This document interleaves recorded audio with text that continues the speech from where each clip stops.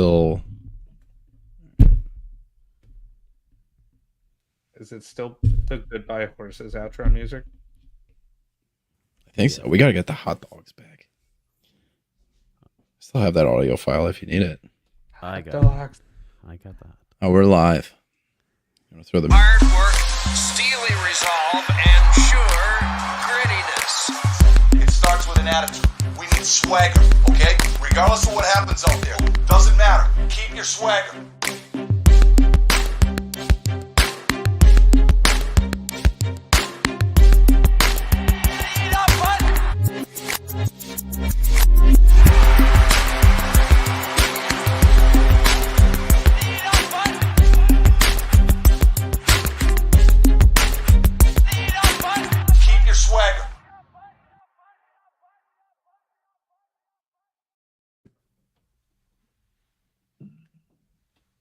Hey.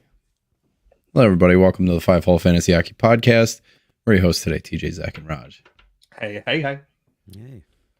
So today we got the third installment of our divisional previews. We did the Metro last week. Today we're starting our deep dive into the Central Division. We're going to be talking the top two teams, the bottom two teams out of that. And that leaves us with the Dallas Stars, Winnipeg Jets, Utah Hockey Club, and the Blackhawks, Chicago Blackhawks, that is. Plan here, as always, deep dive these teams, their changes in the offseason, some top targets for your draft, streamers, breakout, bust candidates, potential sleeper picks, dig into the goaltending situation of each team. Kind of the duality of this, like we got Arizona, Chicago, two absolutely disgusting. Well, I guess Arizona to a degree, like just the goaltending situation, right? There's Ottinger, there's Hellebuck, and then there's Ingram and Peter, like gross. All right.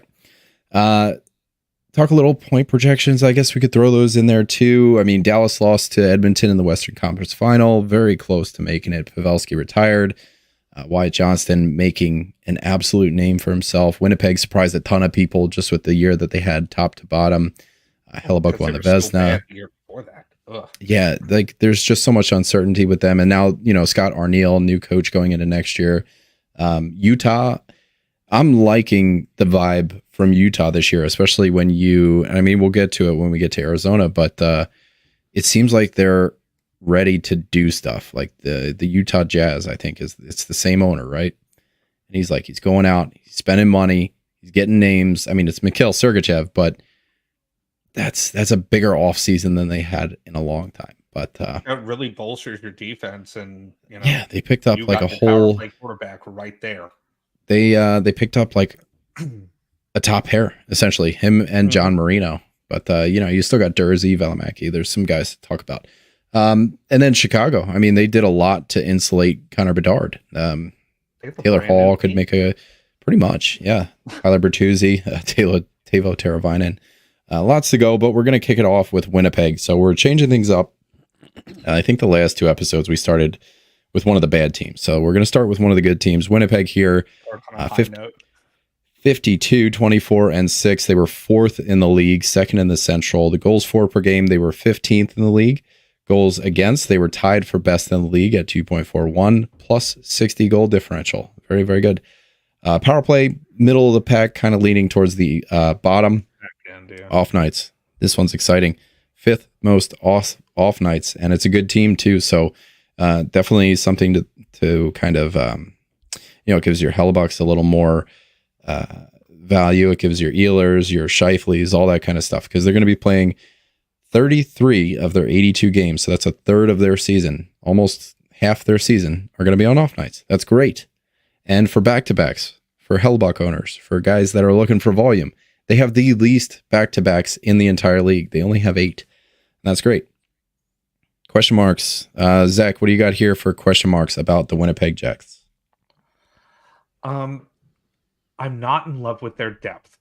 That's kind of what I have here. They're pretty much running it back is the way I see it for the most part. They didn't really move too many pieces or anything like that. So they pretty much have the same team, which was a good team last year. Don't get me wrong.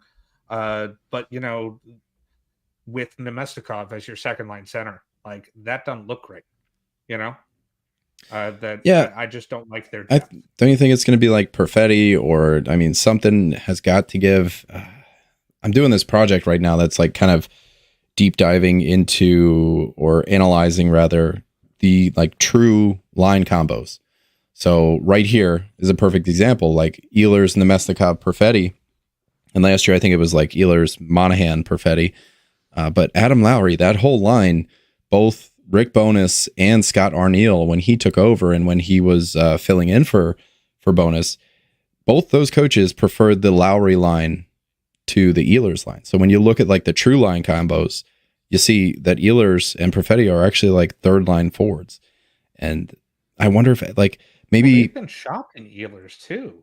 They have, and that's been a rumor for years, but it does seem like it's got maybe not legs, but like at least toes. Yeah. This off season. But why not just move Lowry up? You remember that year that Joel Armia had, that it was just like they took this fucking nobody and threw him in the top 6 and it worked out. Put Adam Lowry in your top 6, or move Perfetti. I don't know, like do something. Something's got to give. I love Lardy on that top line. So their depth does kind of like hard stop at the second line. I don't know, but I'm with you there. I mean, we got a new head coach. That's my biggest question mark. He had a good year last year. Decent for him. Yeah. Good depth player. We'll see what he does, because the new head coach, my question mark here is just what's he going to do with the team? Deployment during his time covering for Bonus, it was Iafallo with Scheifele and Connor. And like I said, he ran the Lowry line more than the Ehlers line. He went 9-2-2 in that span. So I wonder if he just like kind of returns to that. You had some success, you're going to stick with success. Their power play coach was let go, Brad Lauer. So they're going to bring somebody in, hopefully to rejuvenate that power play. And Arniel has said, I feel like most coaches, especially in their 60s, are like, yeah, we want to put a bigger emphasis on analytics. And really what they're doing is they're just like looking at plus minus. I don't know what these old dudes are talking about analytics, but hopefully they take it seriously, because Ehlers has always had pretty good analytics in terms of like offensive numbers to get him the actual minutes. That'd be great. Storylines. You talked a little bit about trading Ehlers. What have you heard? What's your takeaways there? I didn't mean to like skip you, Raj. Do you have any question marks on the Winnipeg Jets here? I have tons of question marks about Winnipeg, to be honest. Yeah. Other than the top line, I mean, to me, they really need a second line center. Like, I like Perfetti and Ehlers with a proper center, but Nemesnikov is not a star maker, as it were. So it's just kind of a weird batch of forwards. Like, you can't really put, like, Lowry's not the right guy to be a second line center with those two guys either. So I think my overall question mark is pretty much the same as yours. Like, what is the coach going to do with everything below the top line, essentially? Well, he's got Adam Lowry running second line minutes. So I wonder, like, just cut. I don't know if him and, like, I didn't watch enough Winnipeg regular season games to get a read on like whether or not Adam Lowry and Mason Appleton had some like incredible chemistry. That's not what I was watching when I watched Winnipeg games. But I don't know, just throw Lowry into the second line. He's great defensively. Ehlers and Perfetti can be your offensive guys. That, I don't know. Maybe it makes more sense on paper than in practice. Well better on the circle, actually. Yeah. I don't know. We'll see what he does with it. But like, if you're going to run Lowry as your second line play driver anyway, why not put him with other second line guys? I'm just trying to say stuff that makes sense over here, guys. That's all I'm trying to do. Yeah. So on Ehlers and the trading, rumors that have been around for a while, I don't know like how much I really put into it. I mean, Ehlers has been one of trade rumors, Rucker McGroarty too. Apparently, like, he's just had some attitude bullshit that, like, I don't know. There was a trade lined up. This is all hearsay, just from like the Discord and stuff. But apparently, he was like, I don't know if I can be a top line guy there, and I don't want to go there. So I don't know. I guess the team like backed out because he was just like, yeah. It makes me feel good though that another team is having a problem with their top prospect. That we're not the only ones. Yeah, at least we got company in this hellhole. That's all. Off-season changes. Capo Kakinen. Switched him out for Laurent Brossoit. Yeah, that's a downgrade if you ask me. Colin Miller's new. Jarrett Anderson Dolan. They lost Nate Schmidt, Sean Monahan, Brendan Dillon, Laurent Brossoit, Tyler Toffoli. To me, that's an L. That's a big fucking L in terms of like who you're adding and who you've lost. But yeah, I don't think they got better. Is the thing? No, Yeah, they most certainly did not. So I switched up the way that we're thinking about doing these top targets. So we're just going to take, like, we've done a bunch of these mocks, and I forgot to do plugs at the top of the show, but if you guys want to find us, we're on Twitter at FHF Hockey. We got the Fantasy Hockey Discord, which is a great place to go, especially if you want to get in on these mocks where we're building this in-house ADP. So it'll be like fluctuating throughout the summer. And I think once we get to the end of the summer, we're going to have a really good idea, more so than like Yahoo, because if you've ever done a Yahoo mock, you got 12 guys. If you're lucky enough to get 12 guys, like real human beings in a mock, they stick around for 3 rounds and then they ghost. So then you're doing like, it's you and 3 other guys and 9 auto drafters. So like Yahoo ADP is just kind of whack. So we're building an in-house one with like true smart dudes. And what we've done with these mocks. Oh, yeah. Well, that was a different Zach, and he was there for the first half of the draft, and then the second half of the draft was bedtime, so he couldn't draft. He thought he had so he's putting his kids down and wound up with like 6 goalies. So that's what I'm doing with these players here, these top targets. I'm kind of just going by the 5-hole ADP so far, and right now we've like kind of transitioned to slow drafts, so we're doing 6-hour picks. So we're rolling these, like right now we've got, I think, 2 slow drafts rolling. And as soon as one fills up, we just start it. And then when it finishes, it finishes. And we take the data, we put it into the spreadsheet. Spreadsheet's available to everybody. You can check it out. But yeah, come on into the Discord if you want to get in on these mock drafts. You're already watching us on YouTube. We got the Patreon if you guys want to be in a listener league with us this off season and get in on the private channels. But let's get to the top targets here. Connor Hellebuck going 22.2 in 5-hole ADPs. That's high. And that's, I guess we'll get there. Second was Kyle Connor, 47.8. So he's like a 3rd, 4th round pick. Josh Morrissey going a little bit later at 60. Scheifele at 107. Nikolai Ehlers at 143. And on Hellebuck, I just took him in a league, which is funny because I'm like, oh, that's really high. But I just got him. Is it this league? I'm in both of them. And so he went in the 3rd round, pick 11 of the 3rd round in one of these mock drafts. In our leagues, they like, I think so too. Our leagues are like really goalie friendly. So just for an example, every time Hellebuck comes up, it's like Hellebuck last year scored 350 points. And then the guys that you're looking at from skaters are like 300, 308. It's like the Frank Vetranos who had too good of a year last year. So it's like, it's not huge.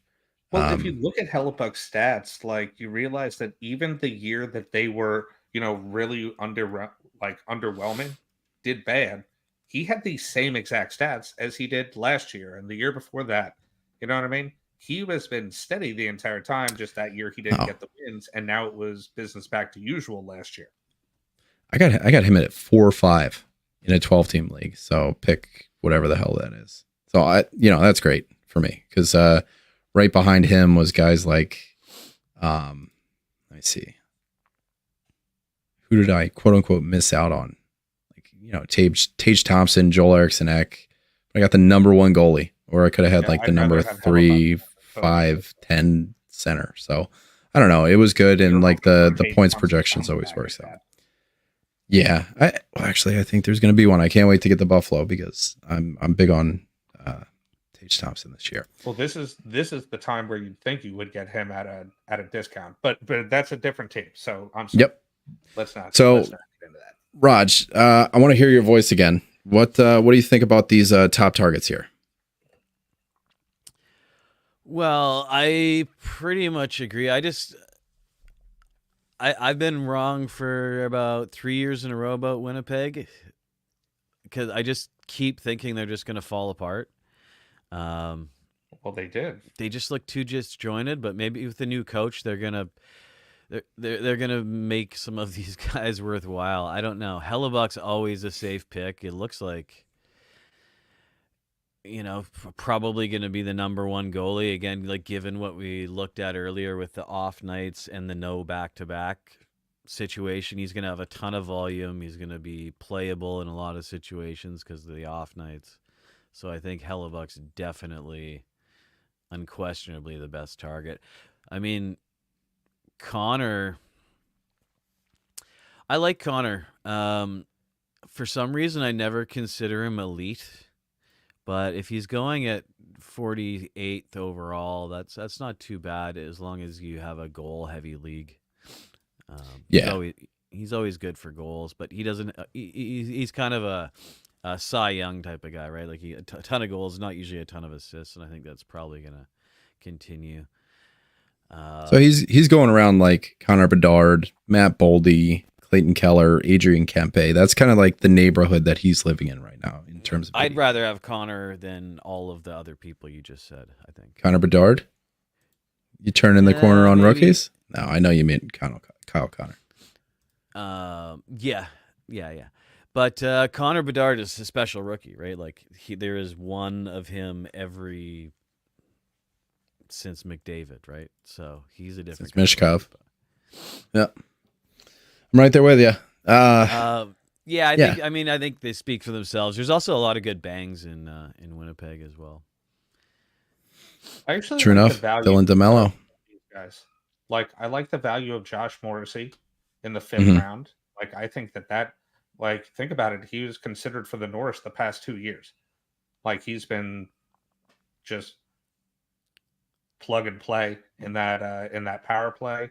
Had right around 70 or so points in the last 2 years. That's awesome. Mm-hmm. And listen, he actually dropped in shooting percentage. If that goes back up a little bit, he'll be back in the 70s again. And if the power play gets better too, like they're going to be shopping around for new power play head coach or power play coach rather, and that could definitely boost his numbers. But with these off nights, the 5th most off nights in the league, like I said, like 40% of their games are going to be on off nights. This is huge, which brings me to, you're talking about value. I think Scheifele to me is the best value on this team. I was gonna say that too. Like he's a center, and center onlys, like they're not hard to come by. And the trouble you run into with these center only guys is like on heavy nights, you have too many centers. So his 40% of his games being on off nights and stuff at 107 ADP, the late 8th, huge value there. I've been trying to go for Scheifele in every single one of my mock drafts. Great target, great value late. He's typically a point per game, and I got him like I did a little comparison against him versus Kyle Connor, who's going like 6 rounds more. Scheifele is always one of the top forwards in Winnipeg since the 2021 season.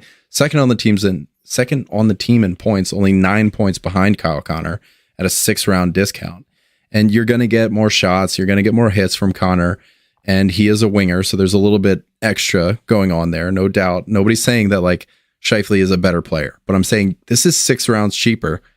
And the only thing you're losing over 3 years, Kyle Connor has 17 more goals, so right around 5 or 6 a year, 8 more assists, so right around like 2.5 a year, 17 power play points, and 300 shots. So that's a lot of shots. Like nobody's trying to hide that. That's a lot of shots over through. That's 100 shots a year that you're missing out on. But Scheifele beats him in power play goals by 4. If you like PIMs, he's got almost 100 more PIMs over these 3 years, 60 hits, 62 blocks. It's not bad for somebody you can get 5 to 6 rounds later.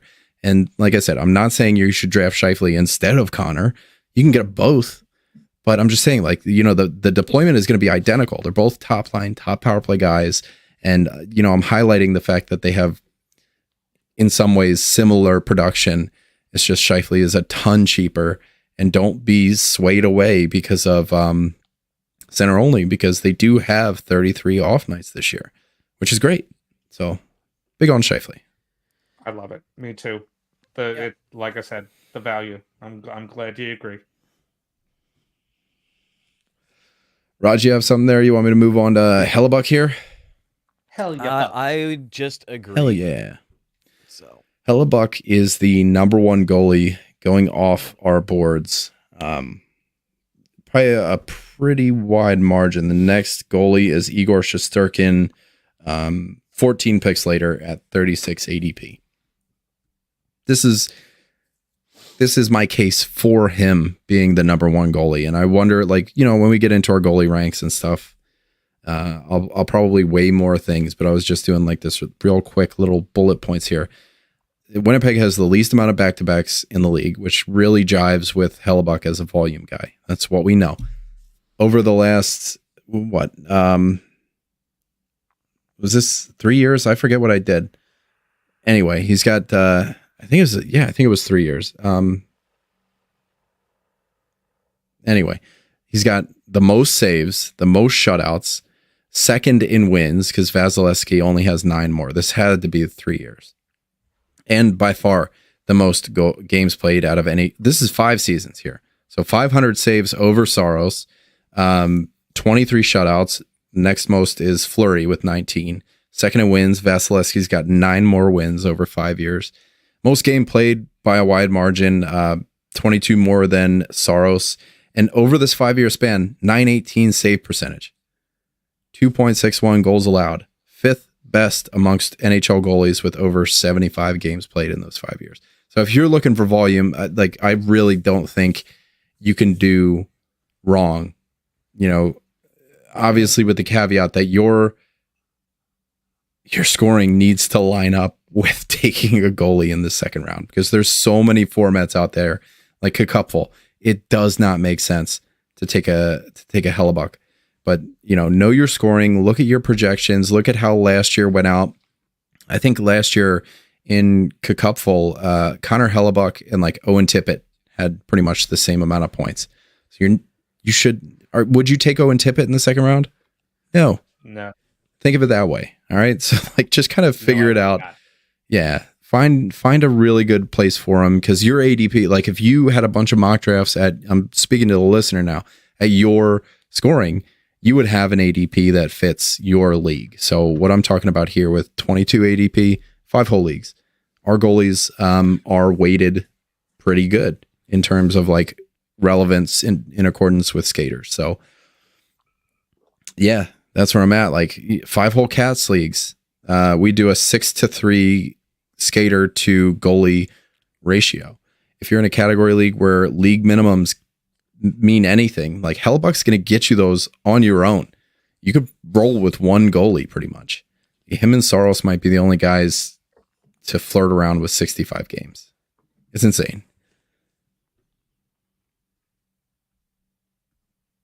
I was done. I'm done talking about goalies for a little bit. Fuck. Done. That was a filibuster. Power play units should be pretty much cut and dry. Maybe with Ehlers up there, like Velarde, Perfetti. Like there's some guys who could be the 5th forward or the 4th forward, but as they start to like lose like Monahan and stuff, like I feel like that first power play unit just gets more in stone. At least the top 4 guys: Ehlers, Scheifele, Connor, and Morrissey. That 5th piece, more like Velarde is probably going to be the guy. I agree with that. Yeah, that's my pick. Yeah. And then Raj, the second power play is a little more, I don't know, shifty. Yeah, but I want to get into some banks, because this is where Raj is really a standout, and Winnipeg is definitely one of those teams. So, who are you going to for like depth pieces, streamers, bang specific kind of stuff? You could pretty much take anybody on the team almost. I mean, DeMello's going to play a lot, and he's good for blocks. But you know what? The classic Neil Pionk is a really easy to get guy who's always getting blocks and hits, and he actually takes quite a lot of shots for a second pair defenseman. And he's going to get a ton of minutes too. Their big three, being DeMello, Morrissey, and Pionk, they all play 20 plus minutes. And then there's a huge drop off in time on ice for the other guys. So I'd probably stick to them. And I mean, Morrissey, for being like basically a 70-point guy, he gets himself, he gets everything, right? He shoots, hits, blocks. He's turned into a good, solid all-around defenseman, as much as I hate to admit it. But This is it's not something I believe, but if you had to guess like where Winnipeg ranked in hits, where would you go? Like out of 32, right? So where would you land? well, judging by your tone, I want to change. Yeah, my I kind answer, of led the but jury a little bit. Yeah. I would assume they were higher up, but yeah, I'd assume they're not by your tone. 17th, right? Just above the Arizona Coyotes. Which is nuts. Florida Panthers, Maple Leafs, Bruins, Canucks, top four. And Nashville Predators, shouldered by Jeremy Lauzon by himself. And the least amount was the Dallas Stars, Carolina Hurricanes, Columbus Blue Jackets. Interesting. I believe that. But yeah, you like this decor, Dylan DeMello, like I guess Nate Schmidt takes a little bit of like bash with him, but yeah, what do you got? Let's move I like into Dylan DeMello there. I do. He does hit a lot and block a lot, and he'll get you points too.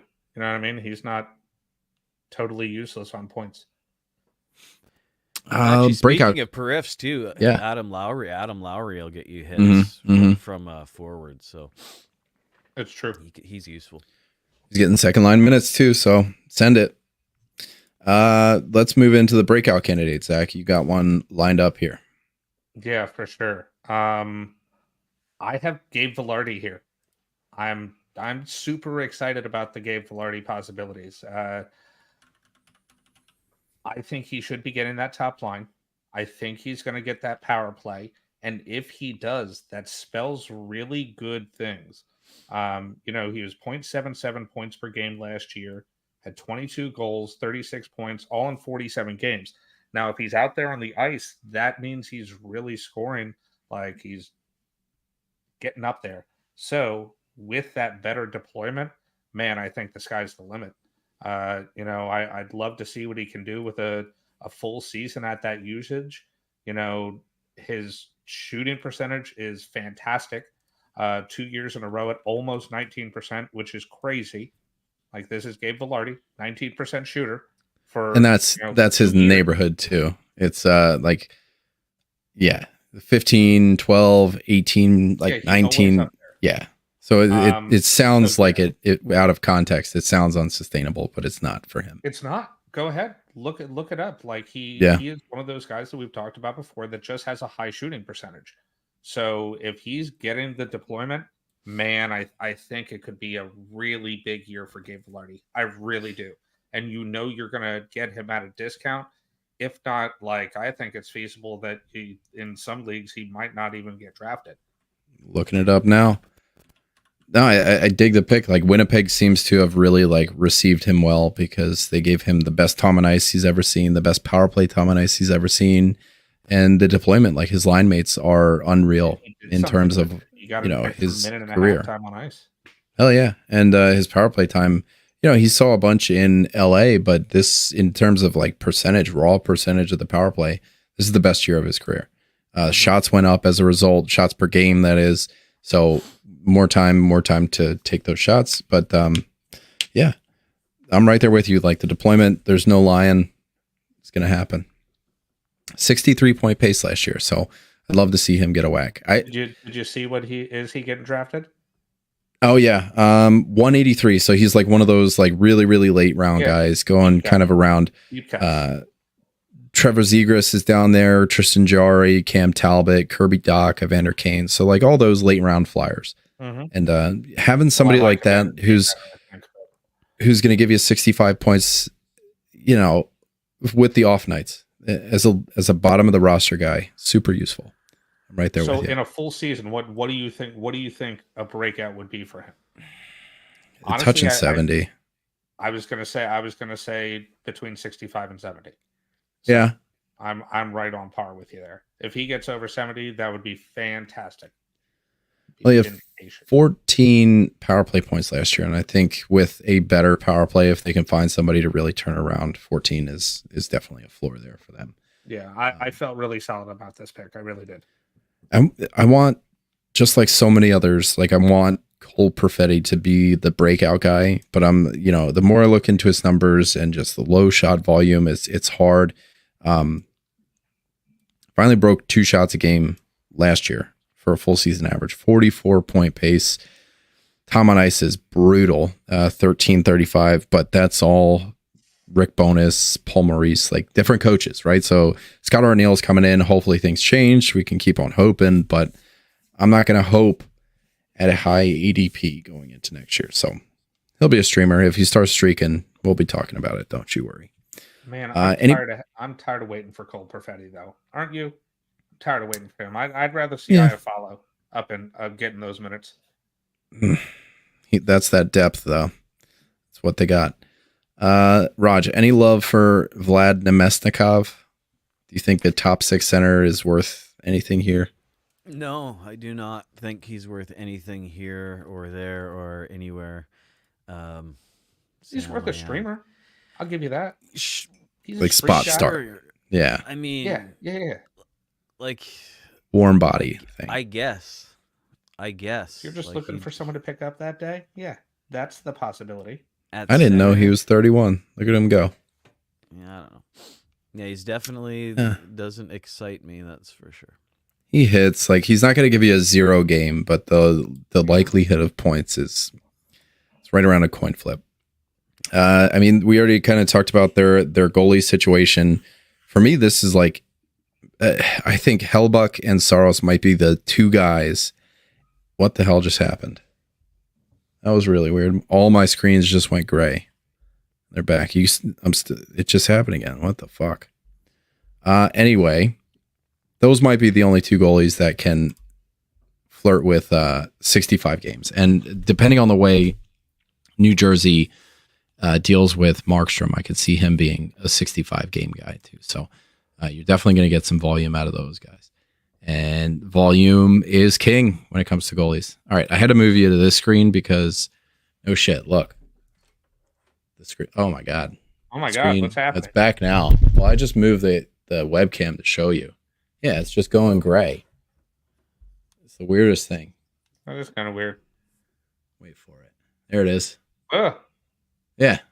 Super weird. And it's the only, like, I have 3 fucking screens and it's the only one doing it. Weird. So weird. Really weird. Yeah, maybe. I do agree with you though. Keeps on blinking. I'm gonna figure it out. Hellbuck is really going to get that, really Still high here. percentage share. So I mean, we did have it down here as 80-20. I like the fact that Kakkonen got to go to a good team though, but man, he is going to get very few starts. But still, I would say that I guess when Kakkonen does play, Raj, you would like him as a spot start, wouldn't you? Absolutely. I have no idea. If he's gonna be available, because he's probably gonna play like 4 games all season, right? Like that's you're literally the cushiest you're backup just spot job, starting him. especially given their D is so solid too. Like he's a great pickup. Obviously, just pretty much not ownable just on volume, but he's gonna be good. San Jose did him no favors, is all I'm saying. They did his no favors. His worst years were with them. Like, just facts.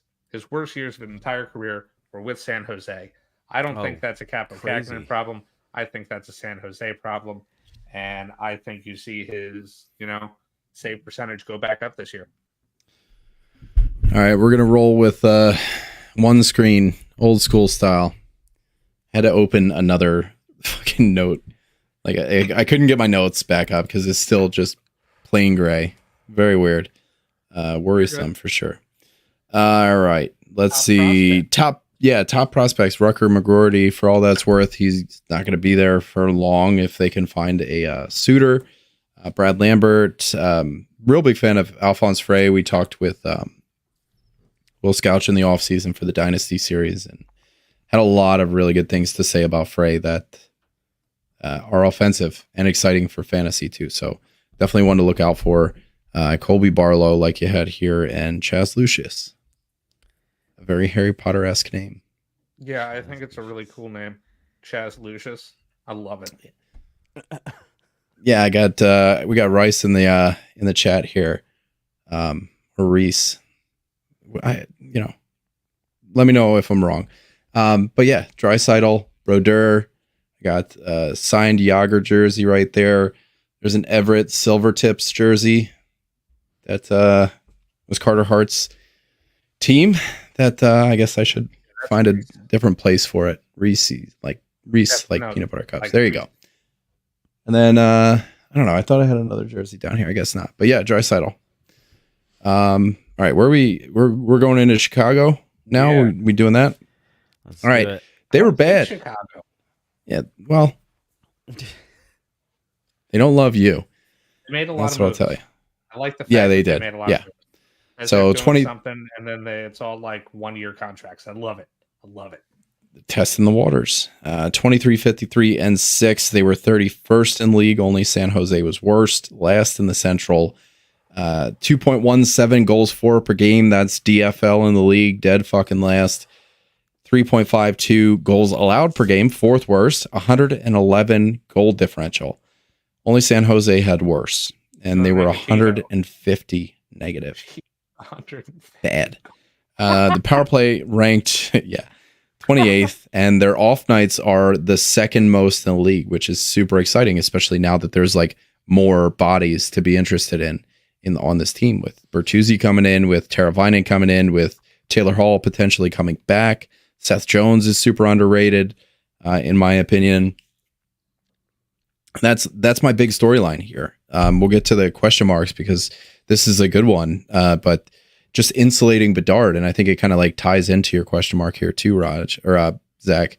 They're making moves, like they want him to succeed, which is huge. Like he's showed us last year that he can carry a team. He could put up, close to a 70-point pace on his own, and just giving him pieces to work with. They're not like the most flashy pieces, and they're most certainly not the shiniest pieces, because Teuvo Teravainen has been in the league for God knows how long. But this is, what do you say?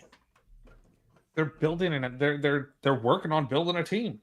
Like I like that, and they also I like their prospect pool as well on top of it. But no, it's not just that. It's that they're, like I said earlier, they're filling their team with short contracts so that way they have movement in the cap and everything like that. So year by year, they can decide what's going on with how far Connor Bedard is kind of growing and everything, or at least that's the way I see it from the outside. Like when I see the way they're doing their caps, it makes me think that they're just doing things year by year, and then they'll accumulate pieces and build an actual team. I like what they're doing around Bedard. I really do. I think they're actually being smart.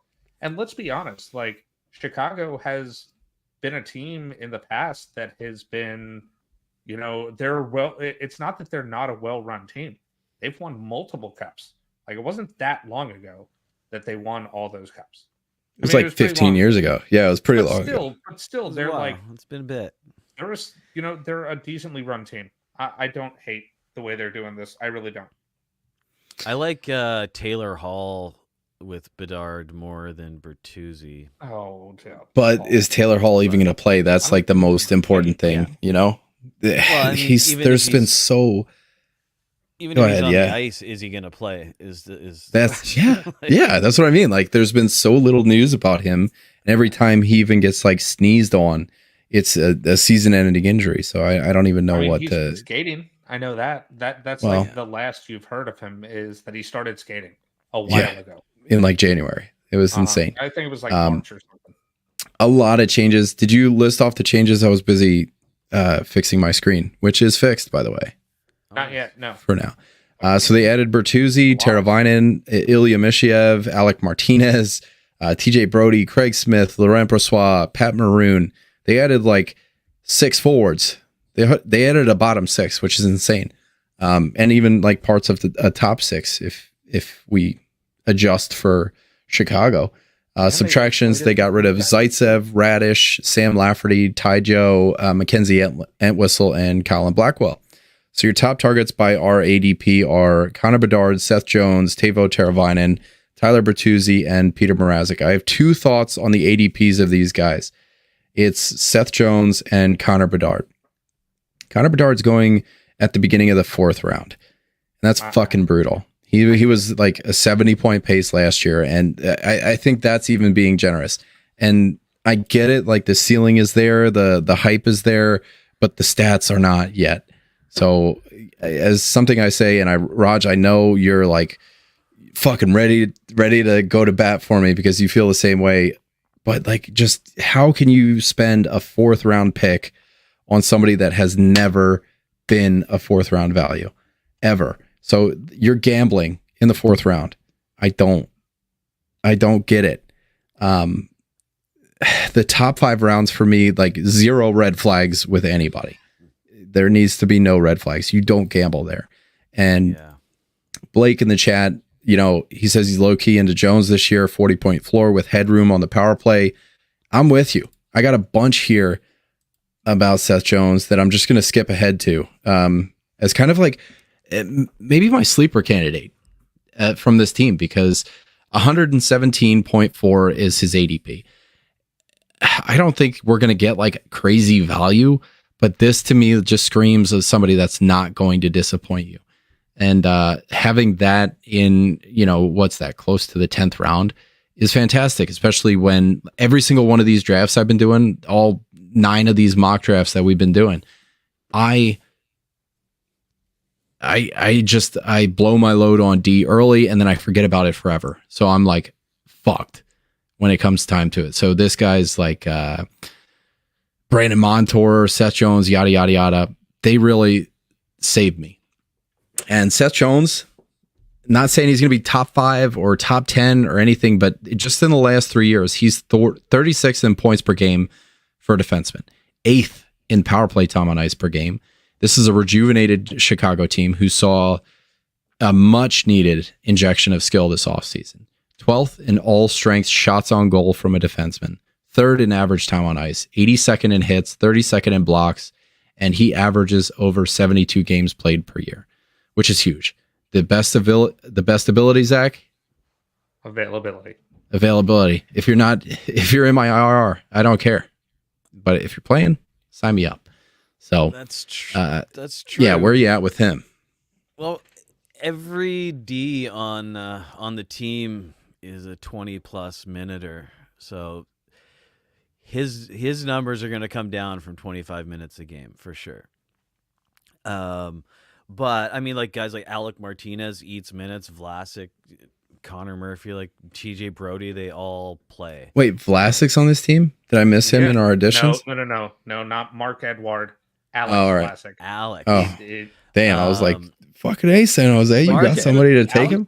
Vlasic is He's not even alive anymore, is he? But I mean, who, Sammy Vatanen? The big question is, I like Sammy Vatanen. Does Seth Jones have all the power play time? So think about really every team that Alec Martinez has gone to, right? Like he chews up those defensive minutes and like the boring minutes. Yeah. So, big on Seth Jones. Yeah, I think so. I mean, it's just, does Korchinski get some power play time? Like he had no. So all right, let me as many power play points as Seth. I want to show you something. Can I share a screen? So this is gonna be something like if you're not on our YouTube, you're gonna want to do it for this part because this is something that's coming to the site. I'm pretty excited about it. Can I share screen? Can I do that? Present. Share screen. Cool. screen sharing, easy. Yeah, whatever. Don't show these tips again. Here we go. Perfect. So this is the site we're building, and it's super fucky right now and ugly, and I'm working on it. But what I want to get to is this. So this is right now a fucking mess. But you take Kevin Korchinski, and Seth Jones, and what this chart is showing us is the percentage of power play share over the course of a year. You can scroll down, and this is, look how cool this is. So first year in the league, Korchinski. Yep. You can't really take that as, gospel. Yes, I can. Yes, I can when you have somebody like Seth Jones. So check this out. It's like a mirror image. So every time Seth Jones goes up, Kevin Korchinski goes down. They are symbiotic here. It's a mirror image. So Seth Jones had 76, 23. It's every single game. They were like, they just switched out. So it was only these two guys. That's it. And just look at these 100%, 100%, 100%. So these light blue lines show when you're over 75. These darker blue lines show when you're between 50 and 75. Gray shows below 50. Korchinski, the only time he saw more than 50% is right here when Seth Jones was hurt. I have no worries about Kevin Korchinski taking power play time away from Seth Jones in 24-25. But dude, like I said, Kevin Korchinski was a rookie last year. It was his first fucking year. Yep. Give the man a break. Now, I'm not saying... that's what the coach is doing. Giving him a break. Sending Seth Jones out there on the power play. He's going to get a bigger share than he did last year. I do think that. Yes. Nope. Seth Jones. He's getting $9 million a year. You're going to get your points out of him. I'm big on it, especially at his ADP. That's all I was trying to get at. Like, I'm not trying to say he's going to be a world beater or anything, but as a 10th round pick, huge. And right along with what Blake's saying here, you heard it here first. 40-point floor. I'm on board with that. The peripherals are good.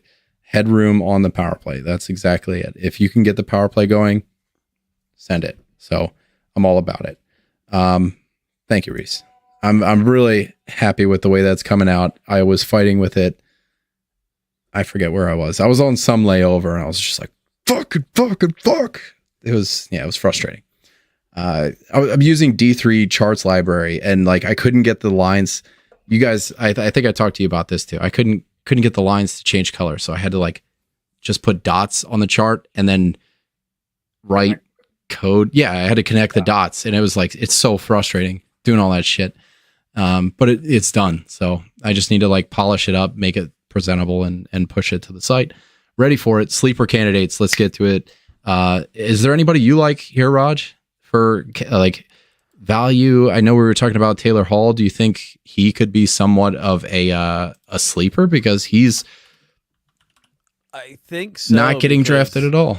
I don't. That would be the thing. Like, I think you could probably get him in like the 16th, 17th round, and I would absolutely you could get him in free agency. Yeah, I think both of you guys are right. Like, as the season winds on, people are going to be reminded of Taylor Hall, but you could probably get him either the last round or free agency. Yeah, I would take him with like a last pick, right? Like one of your throwaway picks, because legitimate chance he plays with Bedard and Teravainen, and like that, if Hall is even a shadow of his old self with those two guys, yeah, that's in the last round. Line. That is a decent line, right? You're printing money at that point. You know, I actually could be a good one. I think I do, like we were just talking about, Korchinski could be good streamer, maybe in a deep league. Maybe that'd be a pretty deep league, but yeah, there's gonna be definitely streamers, if not. I was just trying to checking his Korchinski's under. You know, he's gonna get some more time on ice next year, and we'll see how much of it goes to the power play. But around a block a game last year, under a half hit per game. We'll see him fill out. You know, like you said, first year in the league, we'll see what he puts up with, or what he puts up. You know, I drafted Gabriel Landeskog in the 15th round in the draft going on today because he's coming back next year, and people don't know yet. So he could be a sleeper too once we get to Colorado. My sleeper candidate, maybe I should have had him as the breakout candidate instead. Because Do you think I really he's like up there? Phillip So Rivers, that's but did he already have a breakout? So he had 54 points last year, which is up from 25 points the year before that. But you did it all like we always say, or all like I always say, friggin' time on ice. He had over 19 minutes time on ice, which was a minute and a half more, and it just saw him do more actual action. He had a shooting percentage that did double just like his points did. But like that 25 to 54 points, that's like what, 215% or something like that? yeah. That's fantastic. And I think this is really going to be contingent on, does he get that top power play with Connor Bedard? Honestly, I think it's feasible that he could get the top line with Connor Bedard. Yeah. I do too. Like Khrushchev a lot. That was a debate I wanted to open up just now because like I see Raj's side too. Like, does Teravainen get the top power, like the top line? He's such a good playmaker. He's a good facilitator. He's a good passer. That's why they have him there. Do they go with that? But last year, like Khrushchev and Bedard had just such beautiful chemistry together. And is that just is that a result of Bedard being able to play with anybody and like make chemistry with anybody, or is it because there's actual chemistry there? So I think they are going to try them both out on the top line. We'll see what happens, but I do think they're both going to get a shot, and it's going to be open tryouts. Like that's an audition. Every shift you play with Bedard is an audition to be the guy for that role. So we'll see. We'll see what happens. In terms of their goalies, like it's yucky, but there's value here. There is. So Peter Mrazek, if you're in a 0G league, like Mrazek would be and hear me out for this because I see you shaking your head over there. The leading 0G candidates. So there is Darcy Kemper that's going super late. But like if you're hear me out for fuck's sake.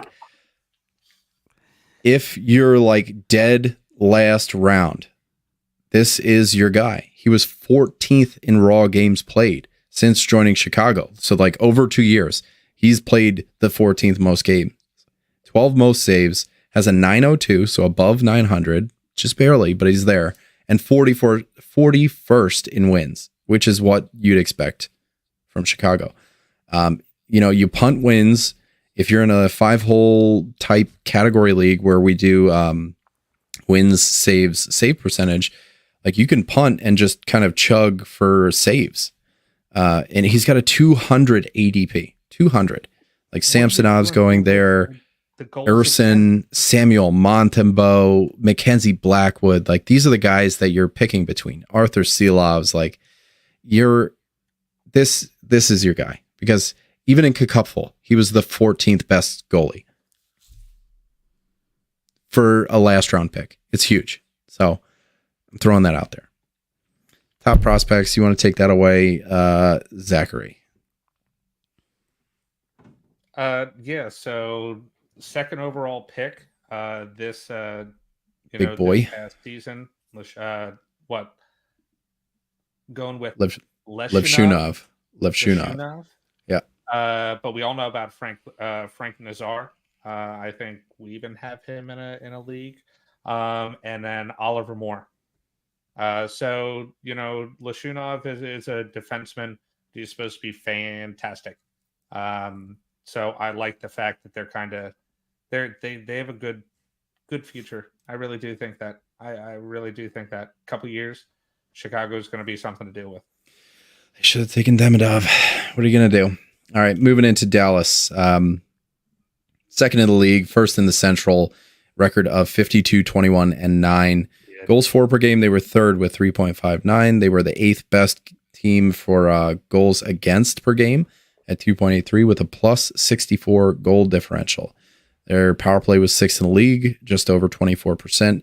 And for off nights, another really good team for off nights. They have 32. We're talking about Winnipeg so highly with 33. You need to think about the same kind of things with Dallas. So the question marks that I have here, like who's going to be taking those Pavelski minutes? You know, like this Raj Pavelski was one of your favorite guys just because he was old as fuck and never slowed down. And that's going to be a pretty big gap in their production that they need to fill with somebody, especially on the power play. Like he was always a wizard with tip-in goals, and just we've all seen that clip of him just practicing, right? So like he's a wizard net front. So who's going to take that on the power play?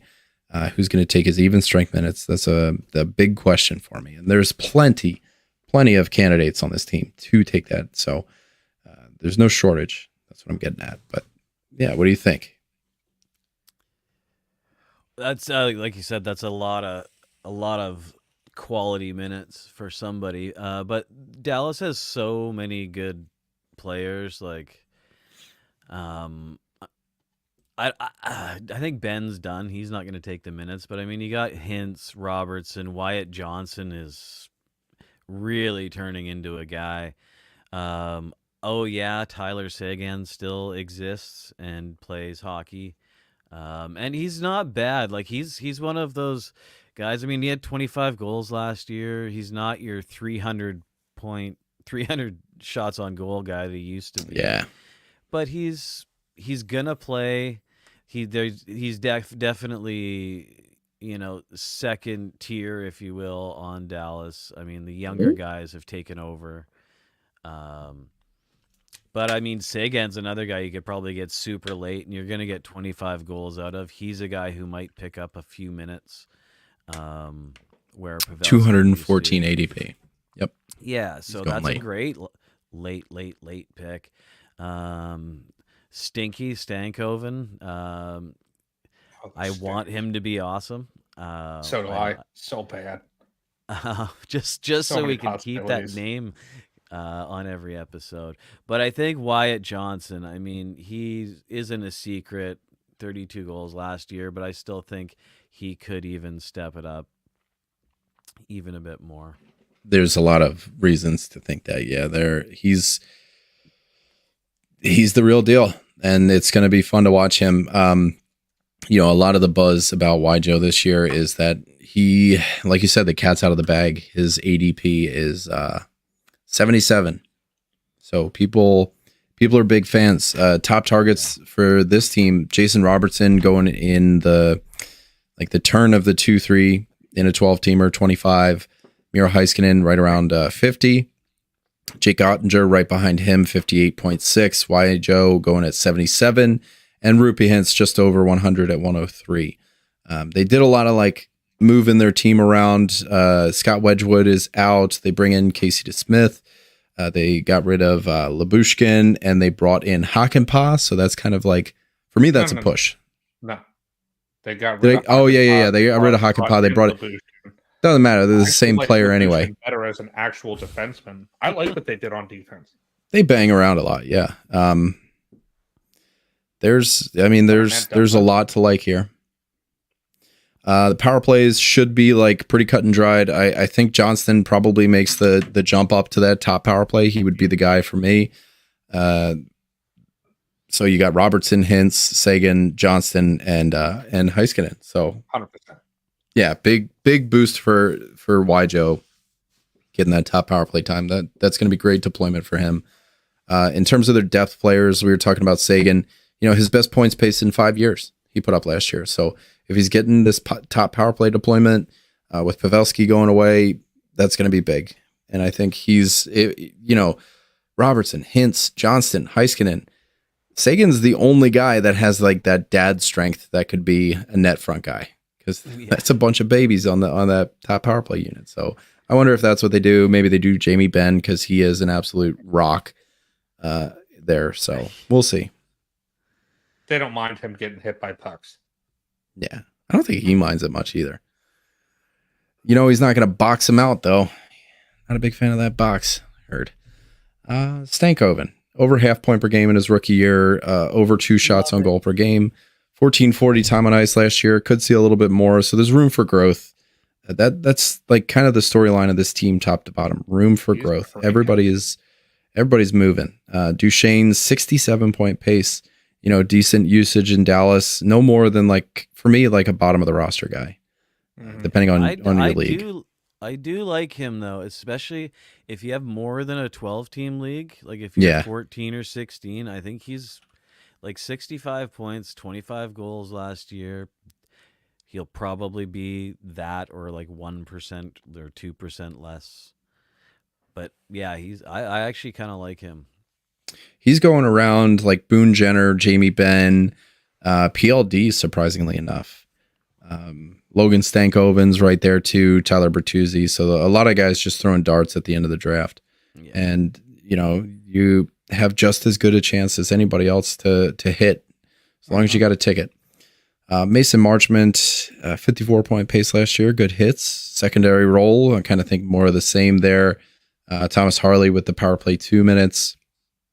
For me, my breakout candidate, this is I think yours is more of the sleeper pick. Is that where we landed, or was it Dallas that we were talking about before we went on the show?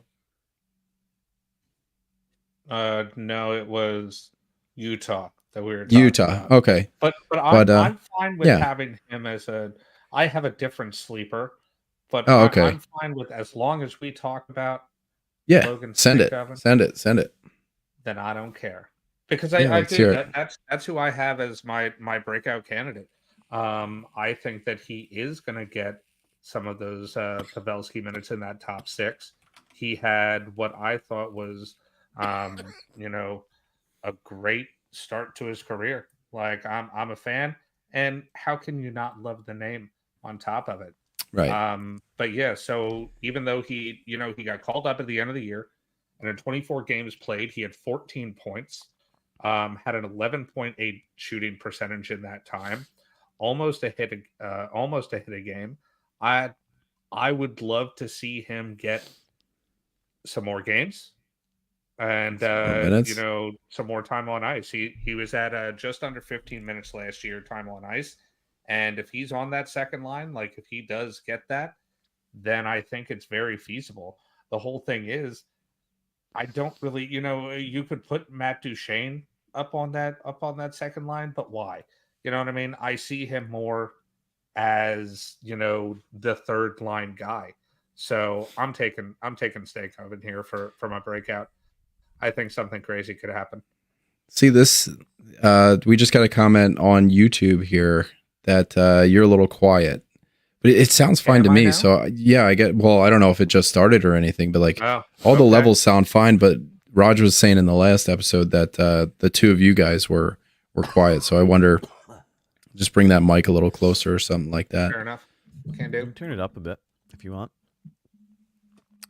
The gain in the back is probably what you want to play with. Yeah. Play with the knob in the back. All right, so it's not even really a breakout because Johnston's breakout was last year, and it's hard to call it a breakout too because he's getting drafted so highly, so it's hard to imagine that there's going to be any return on investment for a 77 ADP, going ahead of Owen Tippett, Brock Besser, Jonathan Marchessault, tried and true players versus a gamble. Again, that's kind of where I draw my line. Am I going to be gambling on a guy in the 6th round? Probably not. Probably going to be leaning towards those Marchessaults, those Bessers, the even Markstrom in the 6th round. But in terms of can he outperform his ADP? There's a lot of good chance that it could happen. I think 62nd in shots on goal per 60 in the league, 28th in individual expected goals, 20th in scoring chances, 28th in high danger scoring chances, 41st in rebounds created. He did have a high IPP, and that's one thing that's going to stand out to people that are looking at surface level sustainability stats. But you dig a little bit deeper, you notice that a lot of his points are primary points.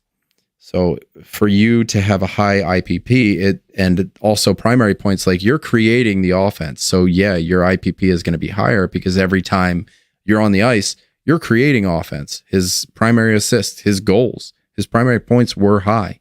So I talk about this a lot with Roman Josi because everything bottlenecks through Josi. He just, if there's a goal, he touches it.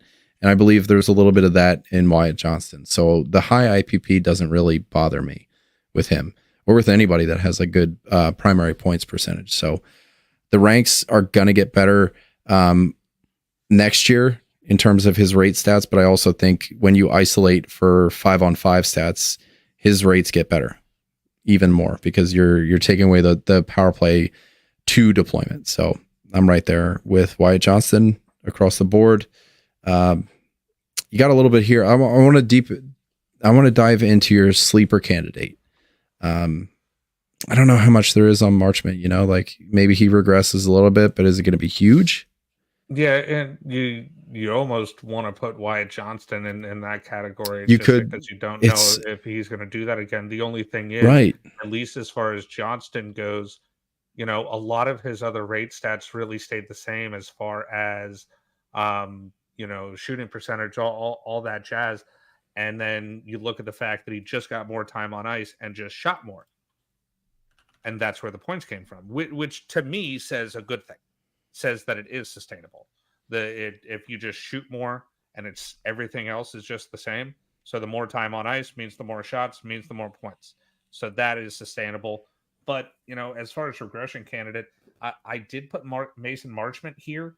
And that's because, number one, he did have a bad playoff this past season. And that just was on display for everyone to see.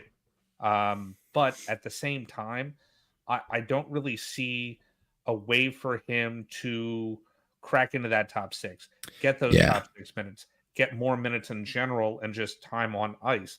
So he's only going to be out there for, a certain amount of time. So what really can you expect? So in all honesty, he's more of that, streamer kind of guy for me, because if you're, getting 15 minutes or less time on ice, then I just don't see it happening. Yeah, 50 points is hard to break from the third line, Yeah, definitely with you. Now, if you do want to talk about the sleeper candidate, I put Thomas Harley here. And I do really like this one. For a young defenseman, he took a ton of shots. And it was his first chance getting some real minutes. But to me, watching those games and looking at his stats, he took advantage of a situation. And he did well. He shot well, 10.8%, 47 points, 9 were on the power play, double-digit blocks. I like the possibility here. And I like the fact that I really do think that he's going to get more minutes as well. Like he's going to be, I think he's going to be that other top line guy along with Heiskanen. I'm sure you have that in your fancy your line sketchies. And I'm not lying. I'm pulling it up right now. Oh, so I can show you. That's exactly what I'm doing. In all honesty, I do like Thomas Harley here in a big way. I think he's my sleeper guy. He's a guy that is, I'm guessing he's going undrafted. I can only imagine. But by the end of the year, he's going to be a guy that you hold on to. Reese brings up a good point here in the comments. Harley had the 3rd most minutes, all strengths last year, which is huge. Nice. And look at, if you're on YouTube right now, you can see, there was a little bit of top power play time as Heiskanen was taking a, injury break during the middle of the season. And you see his time on ice gently rising over the course of the year. And I don't think I'm trying to say that like he's going to dethrone Heiskanen, and I don't think any of us are trying to say that, but for him to like turn what was at the beginning of the year like an 80-10 or 90-10 kind of split on the power play turned more into a 60-40 as the time went on. So there's, for a second power play guy, this is like you can find some value with it a little bit, I think. And he's only 22. Yeah. You know what I mean? He's huge, still a really young guy. Yeah. Yeah, I'm with you. Like I dig it. And our next topic is the goalie situation in Dallas. And I don't know that there's a lot to talk about. It's Jake Ottinger, it's Casey DeSmith. Who's the starter, guys? It's Ottinger. Come on. But it'll probably be like 70-30, probably more for Otter. If he stays healthy, I think there's huge value there. This is a good team defensively. This is a good team offensively. This is a team that was second in the league in points, so you're going to get the wins. You have the defense that's going to help you bolster your save percentage. Ottinger should be a pretty safe pick, barring injury next year, and I'm big on him. His ADP was 58, so right behind Heiskanen.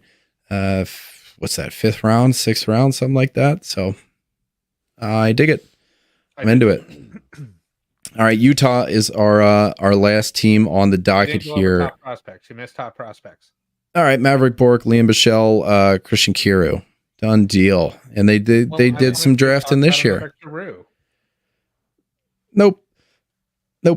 Utah. They were 27th in the league last year. Huge drop off from the year prior where they made the playoffs. Bringing in a new coach, Dan Bilesma, hopefully trying to, rejuvenate some things. Obviously, that's what they're going for. Next to last in the Central, their goals for per game, they were tied with LA at middle of the pack, 14th. Goals allowed per game, this is where they really struggled. 8th worst, negative 18 goal differential, 22% power play efficacy, and they were 15th in the league.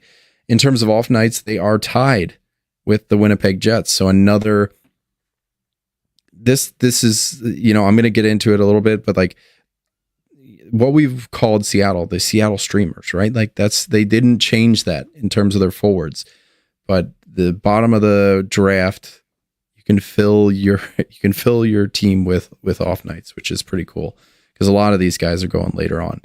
And their back-to-back's 12. So I'm pretty sure it's going to be a fairly split net anyway. So we'll see. What does the new team look like? Dan Bilesma used to play Rasmus Ristolainen for 26 to 27 minutes a night. Hopefully things have changed and he's not a fucking idiot anymore.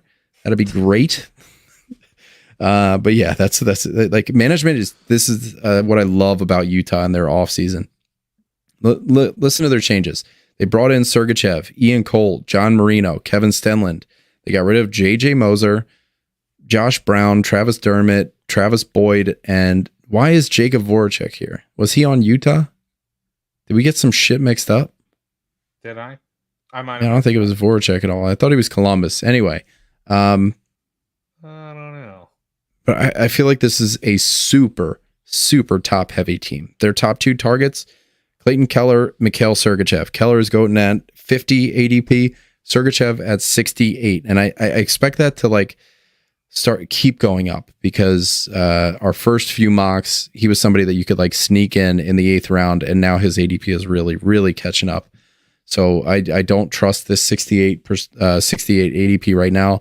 But then it's wide open after that. Dylan Guenther, 132.6, Connor Ingram, 159, Nick Schmaltz, 163. So super top heavy. 2 really, really good high impact players. Clayton Keller is a winger. For those of you that are differentiating between forwards, those off nights, he's somebody that I'm going to try to get because every draft I'm doing, the 4th and 5th round is just so yucky. I don't trust the Kempe right now. I don't know. There's that's where Vetrano starts to pop up, and I'm like, what the fuck is going on here? I'll just take a goalie. But yeah, the biggest storyline here, and it's been a buzz. There was a post on Reddit about it today. Sergachev versus Dursey on the top power play. Where do you guys land? Raj, we'll kick it over to you. I think it's gonna be probably 2D. I don't really think it matters, to be honest. They have 2 reasonably similar power plays. They have a weird consistent scoring, right? That Matthias Michelli or whatever his name is. He had 17 goals. Lawson Krause had 23 goals. They got some guys. I just don't think it's going to be a huge boost to even be on their power play. So they're probably going to play pretty even minutes. Like, there's not one dominant power play. So I think both guys are probably going to get pretty similar time, pretty similar numbers. But, I mean, Sergachev would be my bet as a guy I would be after on that team. Same. I think he's more of a safer bet. He proved it when Hedman went out and he filled those boots. Like, he can stand on his. I mean, yes, he was on Tampa, but he is a legitimate good defenseman. He wasn't good just because he was playing next to Hedman on Tampa. Yeah, but he was also getting that time in spite of Victor Hedman at times. True. So that speaks volumes to me. Even though the fact that he was on that team, he was on that team and they chose him. Yeah, that's big. Like, there were a lot of arguments for Sean Dursey and on this Reddit post, and I can't get behind it because, like Raj is saying, he beat out Victor Hedman, dude. And I don't know what was like going on behind the scenes with Victor Hedman, but you telling me that you don't think he can beat out Sean Dursey? Like, they just acquired an expensive number 1D. He comes into the team as top of the totem pole, no doubt. They got this guy who's built for this role. And yes, Sean Dursey had it last year, but they didn't have Sergachev last year. And for a coach that's brand new to the team that wasn't here last year either, like, number one, you're telling me that they're not going to try Sergachev out in camp on the top power play. They're not even going to try him. I think that's unwise to assume. You're telling me that he's not going to do well in camp with that. I don't know. Like, there's just so much kind of, I just don't buy into it. As TJ likes to say, follow the money. Follow the money. Yeah, because he's the money. I don't get behind it. There's a lot of good players here, and I'll tell you what my ideal top power play unit would be. It would be Lawson Krause, Logan Cooley, Dylan Gunther, Clayton Keller, and Mikhail Sergachev. Krause is awesome because he scores goals and he hits and he shoots. It's exactly what I look for in a fantasy forward. So getting him top power play time would just be the trifecta. Say it again. I said you would have Gunther there instead of Schmaltz. I put Schmaltz in the top, but I could see the Dylan Gunther. Dylan Gunther, yeah. I'll get into him because his we were talking about it in the Discord. Chud highlighted that Dylan Gunther's per game stats were identical to Wyatt Johnston's. And I'm going to get into it because that's super exciting if Dylan Gunther is going to be this year's Wyatt Johnston. I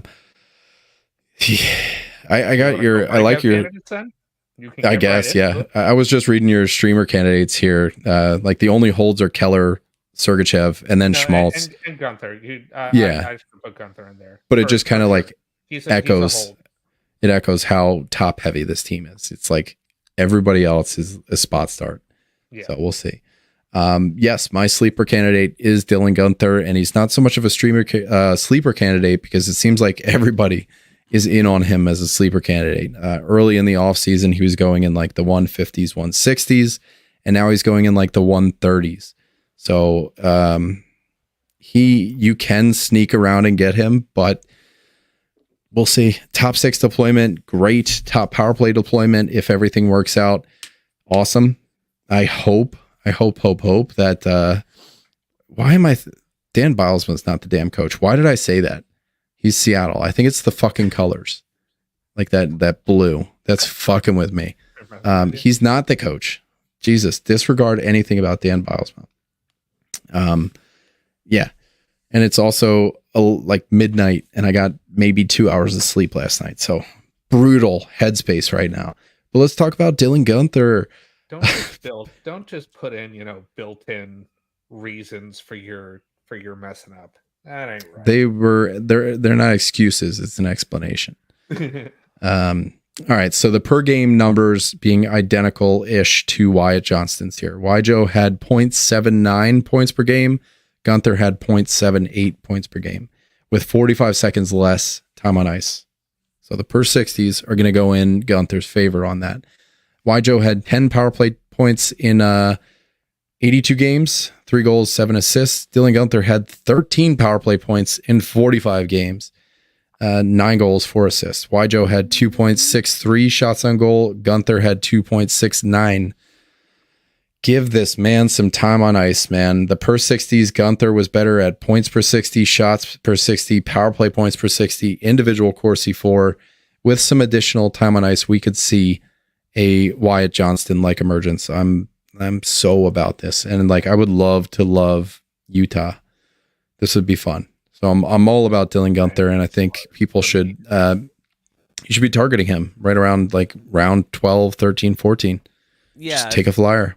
If you can get him late like that, sure. I mean, you're talking about a very different supporting cast in Dallas. True enough, yeah. If you're making that comparison, but so I mean, can I young guys, right? But let me rebut that. Like, if Guenther was able to put up similar stats with worse guys, don't you think there's a sign of kind of like this implicit suggestion that there's more raw talent there?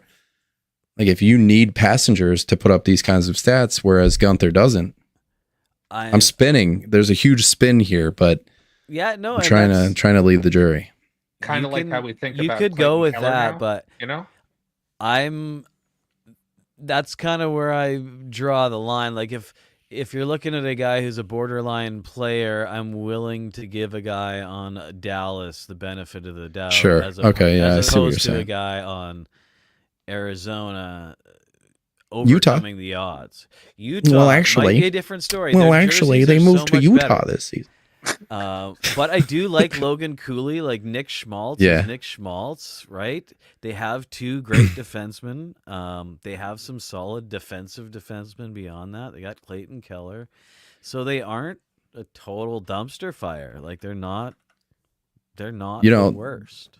There's going to be people out there banging their head against the wall right now that we haven't brought up. Barrett Hayton, who I just don't know how much, like, how much is here to get excited about? This guy's been in the league 5 years now. He's put up like incomplete seasons, all but one.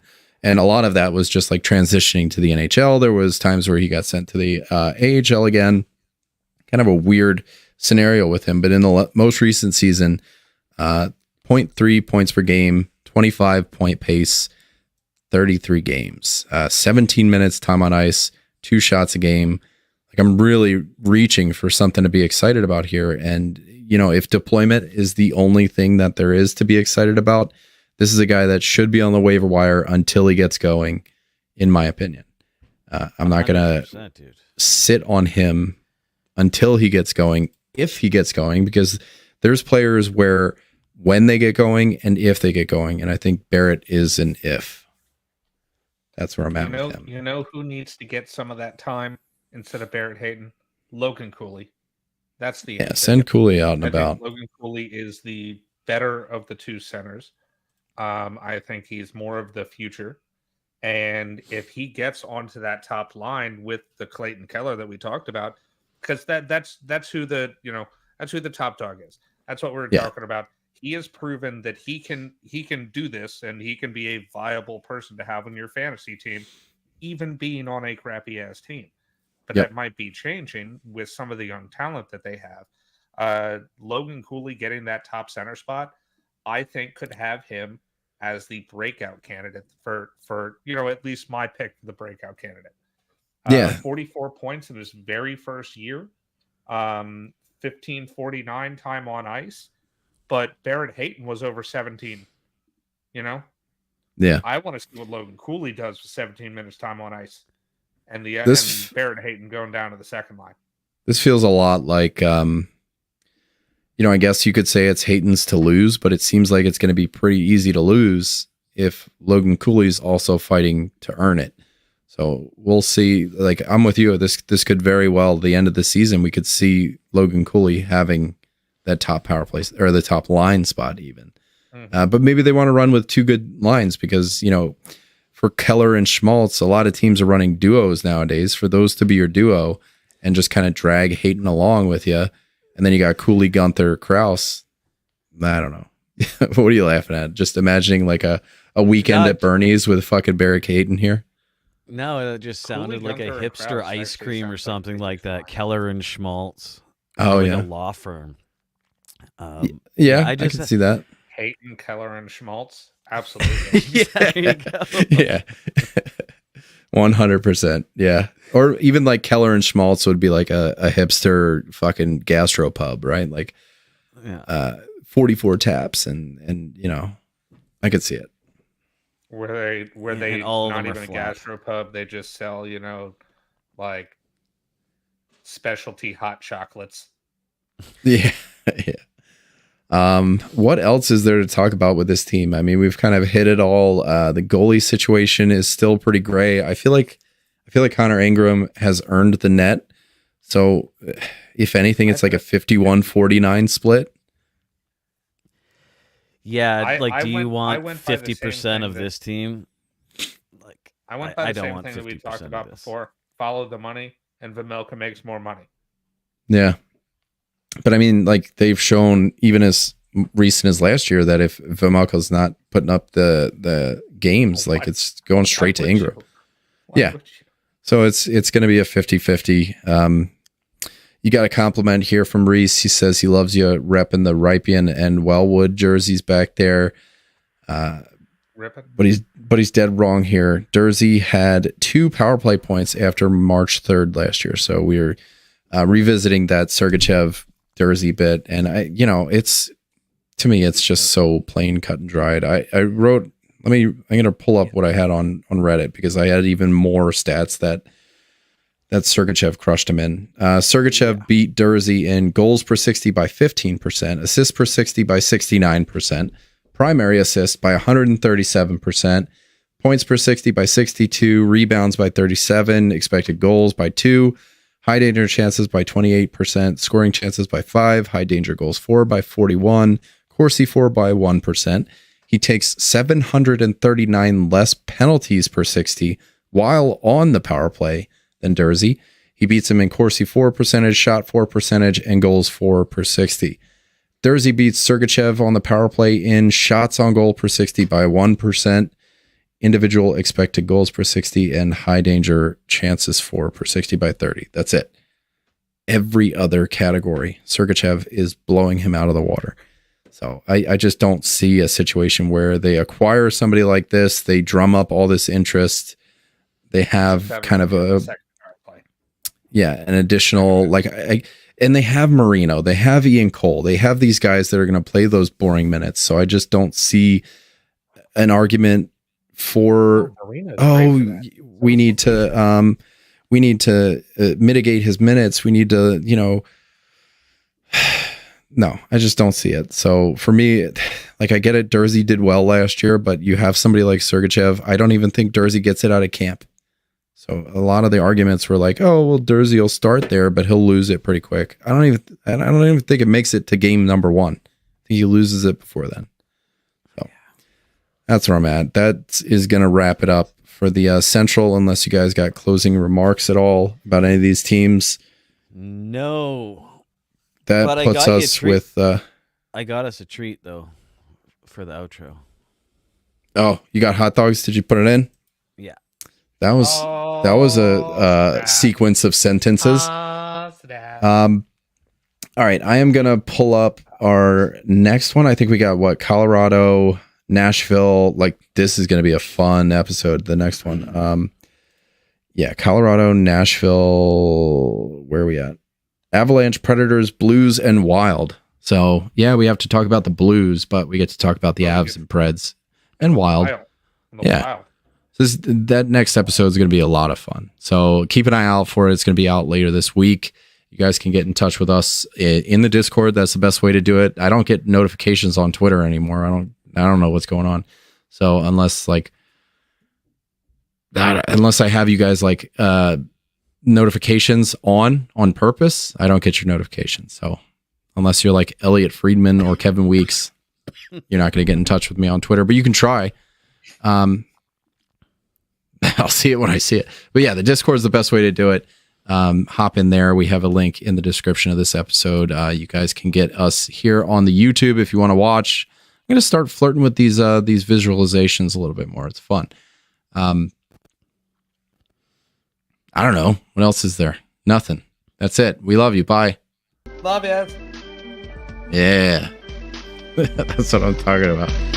That's probably why my screen went gray, is because you were fucking uploading this.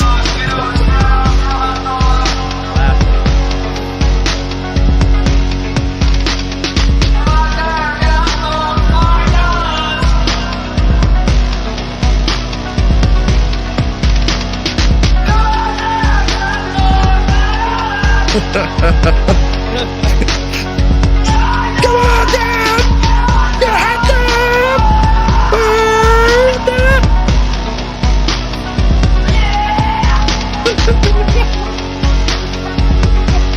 Oh man, it's so good. It's so good.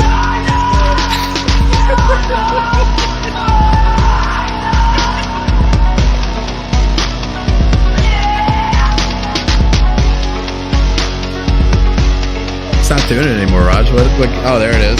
Nice. Man, I remember when I sent this over to you. It was just like this video.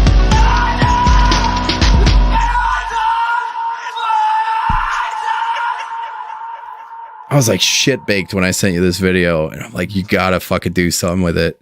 You come up with this goddamn like Wolfgang Amadeus masterpiece. It's great. Oh my god. Oh, not again.